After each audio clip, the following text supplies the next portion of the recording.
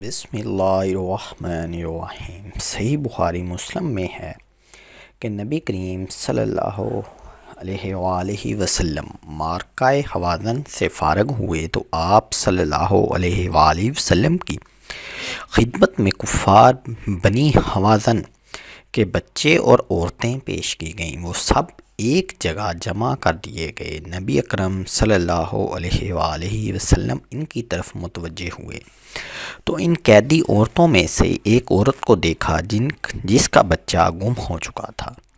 وہ اپنے قدم گھسیٹتی ہوئی چل رہی تھی۔ وہ اپنے دل کے ٹکڑے، جگر گوشے، اپنے بچے کی تلاش میں تھی۔ وہ انتہائی پریشان حال تھی۔ اس دکھ کی شدت سے وہ اپنی عقل کھو چکی اور اوسان خطا کر بیٹھی تھی۔ وہ شیر خوار بچوں والی عورتوں کے پاس سے گزرتی اور بچوں کے چہروں پر نگاہیں گاڑے اپنے بچے کو ڈھونڈ رہی تھی۔ چھاتی میں دودھ رکنے کی وجہ سے اس کی چھاتی پھٹنے کو آئی ہوئی تھی۔ وہ یہ تمنا لیے ہوئے تھی کہ کاش اسے اس کا بچہ مل جائے تو وہ اسے سینے سے لگا لے، اسے خوب چومے اور پیار کرے، اگرچہ اس کے لیے اسے اپنی زندگی ہی داؤ پر کیوں نہ لگانی پڑ جائے۔ وہ اسی فرخستہ کی حالت میں تھی کہ اسے اس کا بچہ مل گیا۔ اس کا اسے دیکھنا ہی تھا کہ اس کی آنکھوں سے آنسو سوکھ گئے، اس کے ہوش ٹھکانے پر آ گئے۔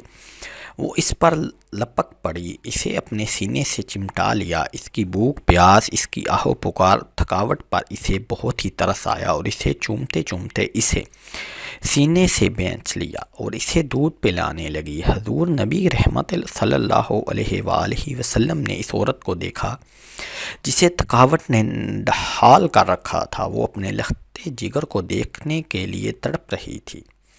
اسی فراق میں بچہ بھی پریشان تھا اور ماں بھی بڑی دکھی تھی۔ جب نبی اکرم صلی اللہ علیہ وآلہ وسلم نے اس عورت کا تزلزل انکساری دیکھی، اپنے بچے کے گم ہو جانے پر اس کی شکستہ دلی کا مشاہدہ فرمایا تو اپنے صحابہ رضی اللہ تعالی علیہم کی طرف توجہ مبذول فرمائی اور یوں گویا ہوئے، کیا تم یہ سمجھتی ہو کہ یہ عورت اپنے اس بچے کو آگ میں پھینک سکتی ہے؟ یعنی اگر ہم آگ کا الاؤ جلائیں اور اس عورت کو حکم دیں کہ وہ اپنے بچے کو اس آگ کے شعلوں میں پھینک دے تو کیا خیال ہے، کیا وہ اس پر راضی ہو جائے گی؟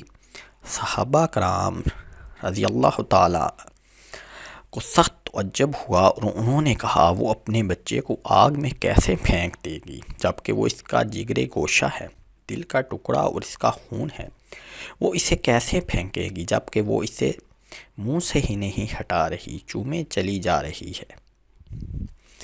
وہ اسے کیسے آگ میں پھینکنے پر رضامند ہوگی جبکہ وہ اس کی شفیق ماں اور انتہائی رحم دل جنم دینے والی ہے؟ صحابہ رضی اللہ علیہ نے صاف کہہ دیا، نہیں، اللہ کی قسم یا رسول اللہ صلی اللہ علیہ وآلہ وسلم، وہ اسے آگ میں پھینکنے کے لیے ہرگز تیار نہیں ہوگی۔ تب نبی اکرم صلی اللہ علیہ وآلہ وسلم نے فرمایا، اللہ کی قسم، اللہ تو اپنے بندوں کے لیے اس ماں کے اپنے بچے کے لیے شفیق و رحم دل ہونے سے بھی زیادہ مہربان ہے۔ سبحان اللہ، سبحان اللہ، سبحان اللہ۔ حضور نبی کریم صلی اللہ علیہ وآلہ وسلم کے زمانہ میں مدینہ منورہ میں ایک شخص رہتا تھا جس کا ظاہر بہت اچھا اور بہت نیک صورت تھا، جس سے اہل ایمان کے درمیان ایک نایاب اور مشہور شخص ہو، لیکن وہ شخص بعض اوقات رات میں چھپ کر لوگوں کے یہاں چوری کرتا تھا۔ ایک رات کا واقعہ ہے کہ چوری کے لیے ایک دیوار پر چڑھ گیا، دیکھا کہ اس گھر میں بہت زیادہ مال و دولت ہے اور وہاں پر ایک جوان لڑکی کے علاوہ کوئی دوسرا بھی نہیں ہے۔ اپنے دل میں کہنے لگا، آج تو مجھے دوہرا خوش ہونا چاہیے، ایک تو یہ سارا قیمتی سامان مجھے مل جائے گا، دوسرا اس لڑکی سے لذت بھی حاصل کروں گا۔ اسی فکر میں تھا کہ اچانک غیبی بجلی اس کے دل میں چمکی جس سے اس کے فکر روشن ہو گئی۔ غور فکر میں ڈوب گیا اور سوچنے لگا، کیا ان تمام گناہوں کے بعد تجھے موت کا سامنا نہیں کرنا پڑے گا؟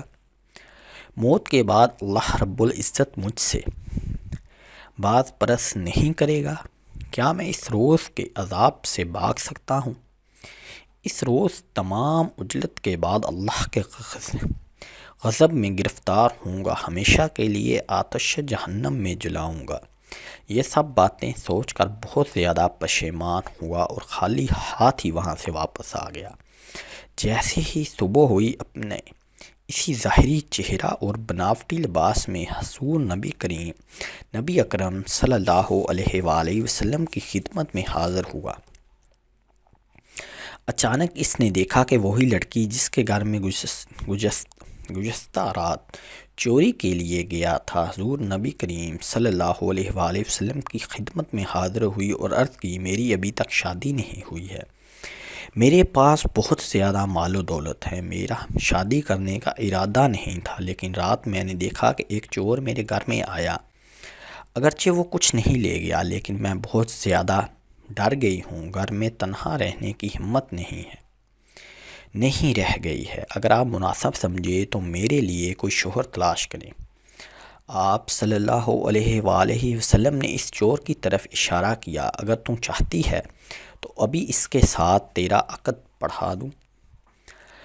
چنانچہ اس نے عرض کیا، میری طرف سے کوئی معنی نہیں ہے۔ چنانچہ آپ صلی اللہ علیہ وآلہ وسلم نے اسی وقت ان دونوں کا عقد کر دیا، دونوں ایک ساتھ اس کے گھر میں آ گئے۔ اس نے اپنا واقعہ اس عورت سے بیان کیا کہ وہ چور میں ہی تھا، اگر میں نے چوری کی ہوتی اور تجھ سے ناجائز رابطہ کیا ہوتا تو میں چوری کا مرتکب بھی ہوا ہوتا اور زنا کا گناہ بھی کرتا، جبکہ یہ وصال ایک رات سے زیادہ نہ ہوتا اور وہ بھی حرام طریقے سے، لیکن چونکہ میں نے اللہ اور قیامت کو یاد کر لیا اور گناہ کرنے میں صبر کیا اور اللہ کی حرام کردہ چیزوں سے اجتناب کیا، اللہ تعالیٰ نے بھی اس طرح مقدر فرمایا کہ اب گھر کے دروازے سے داخل ہوا ہوں اور ساری عمر تیرا ساتھ زندگی بسر کروں گا۔ سبحان اللہ، سبحان اللہ، سبحان اللہ۔